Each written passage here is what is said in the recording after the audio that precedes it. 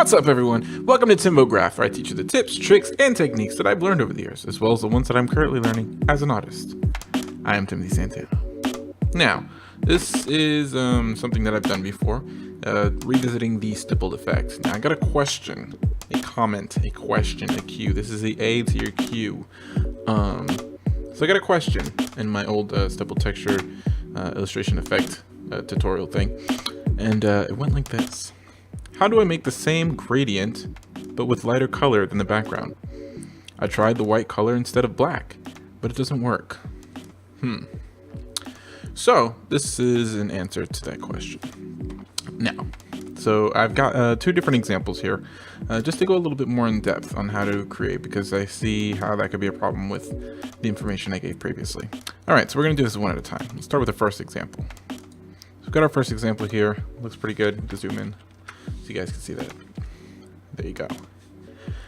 So we've got this stipple texture effect. Now, how I did this one is the same way I did it before, but with a few different clicks. We're just gonna go ahead, let's duplicate this. I'm just gonna shut that one off. Let's duplicate this right here. So now that we've got this one selected, we're gonna go ahead and apply a gradient right over here. You can see the gradient. We're gonna try to move through this a little bit quickly. I don't want this to take up too much time. All right, so we've already got this set to radial and black and white, just like before. Now you can hit G or go over here to your tools panel and you have the gradient tool. I'm gonna hit G, and then you can go ahead and create your gradient however you please. All right, so we're gonna do it kind of like that. That's fine. Next, we're going to go into the effects panel here, and we're gonna choose the effect gallery. Now from there, we're gonna select grain. Make sure again that it's set to stippled. And typically what we had in the previous video, I think I had it set to a value of 35, I believe, and the contrast at 50. Now I'm going to keep the contrast at 50, but I'm going to up it to maybe about 75. The reason for that being is that if we're doing an inverted, right, like the question was, for it to be a white color, as you can see here with the contrast, the way we have it, the stipple is showing more on the black side of things. So we're gonna go ahead and up that up, and we've got more stipple on the white. See, so replace the either side. So we're gonna go ahead and set that to 75, again stippled. We're gonna hit OK. So now we've got our stippled effect, and it's backwards. Now, before I told you to take the opacity and drop it to 0, right? To do it like that. But we're gonna make sure that this opacity is on the white side. So what we're gonna do now is we're gonna change right here. And the transparency, we're gonna take this, and instead of doing the multiply like we did last time, like that, and then adjusting the value from there, doing something like that, we're actually gonna go ahead, let's bump this back up. Instead of multiply, we're gonna set the opacity to screen. So this way the white shows and the black does not. So now that we've got that, we can play with the opacity there. We can drop it down, 75. Let's go lower than that. Now with the white, if you're dealing with something like I chose this yellow background purposely so that you could see that the effect is actually working, even with this light background. So you're gonna wanna set it to a higher value than I previously said. If you're using a darker color, like black, to be your, sort of shading or the, to use for the stipple effect, then you're gonna go ahead and continue to keep it at, 10 to 20 is usually like the sweet spot. But in this case, I'm gonna set it to like 30. That should be okay. So now we've got a hint of this texture. It looks good. Now, again, our only problem would be now we get this sort of grainy thing going on in the corners of it, all along the edge. So in order for us to clean that up, I'm gonna go ahead and select the ellipse right here that we have at the bottom, the yellow background. I'm gonna hit Control C, or you could just edit, copy. Control C, I'm gonna go back and select our stipple. Here, let's label it. Stipple. All right, so select our stipple. I'm gonna make a mask. Now from this mask, I'm gonna go ahead and click into the black box right here. This is going to allow us to create our mask, because right now you can't see anything. So now I'm just going to paste it, Control V, as you can see, boom, our thing shows up. Now, when you're doing masks, I'm not going to try and get into too much with the whole masking thing, but anything white, right? So you can create these shapes to sort of show what's visible and not, see, as you can see right there on the edges, that becomes visible, that does not. I have this centered, so I'm just going to center it and align it. But so anything that's white that you want to see, you would create white, and then whatever you don't want to see, you would create black objects. So now that we've got this in place, we're going to go ahead and select this box right here, which is what we've been working on, and not our mask layer. And boom, we're right back where we were with the layers. See, we got all those edges cleared up. It looks nice and smooth, and we're pretty much good to go. That's pretty much it as far as this first example. So that's one way to do it.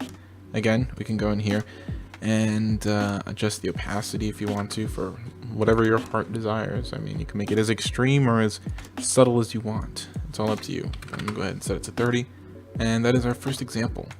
All right, so for our second example here, I've got this stipple effect as well. You can zoom in here, and you'll notice the shapes don't really break up as we zoom in. They stay sharp. It's because they're vectorized. And I'm gonna show you why that is. So here, I'm gonna turn this off so that we just have a solid circle right here, yellow circle. Now I pulled this up from online. See, I just looked up on Google, stipple brush texture PNG, found this little guy. Now it's not very high quality, but that's okay. We don't need it to be. It's just high enough.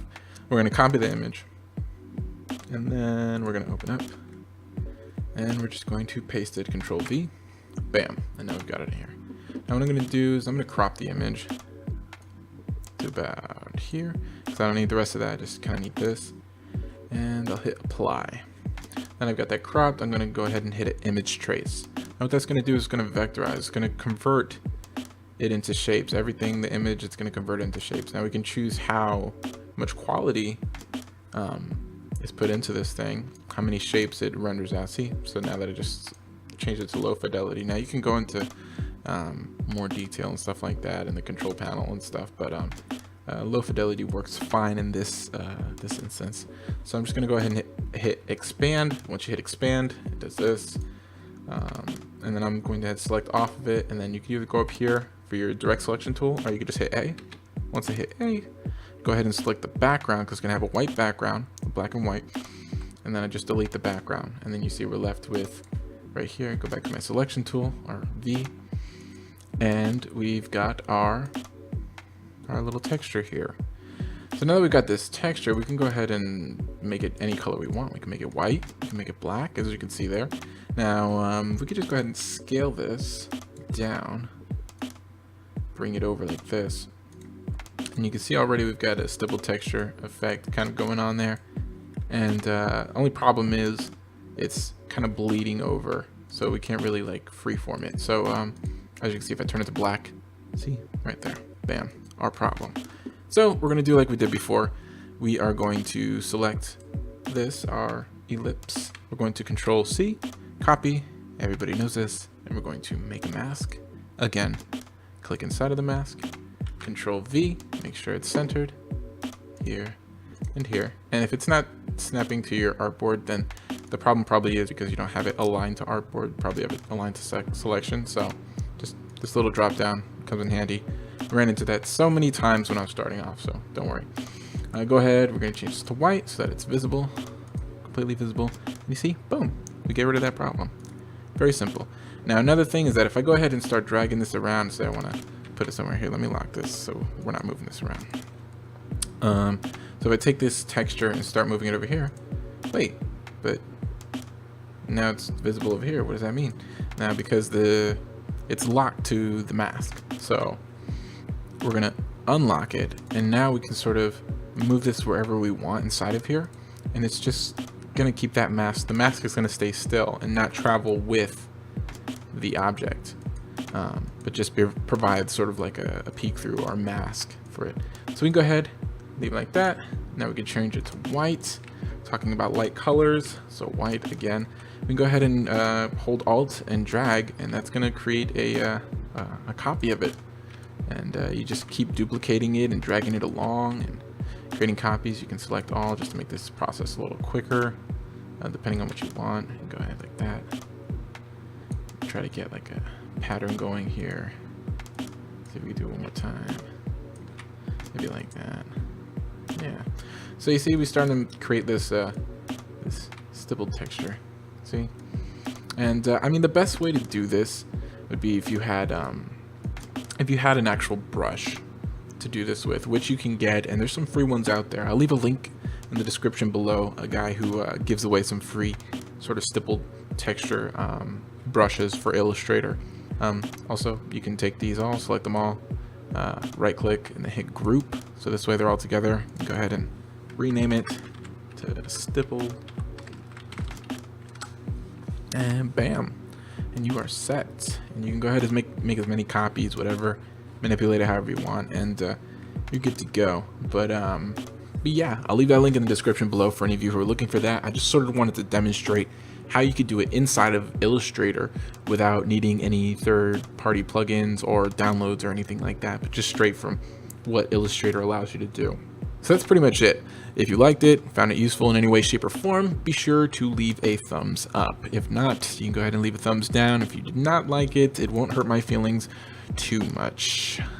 Feel free to subscribe. Also, be sure to hit that bell when you do so that you can be notified of all content videos being pushed from this channel. Yeah, looking to get more out there, more videos, that is. Yeah, you can also follow me on Instagram, Twitter, Facebook, wherever you can find me, all those social media networks. Yeah, go ahead, at Timbograph. Yep, that's it right there. But anyways, I am Timothy Santana once again, and thanks so much for your comments and questions, and for keeping this channel moving and progressing forward. Really appreciate all the love and support. Thanks for watching, and I will see you in the next one.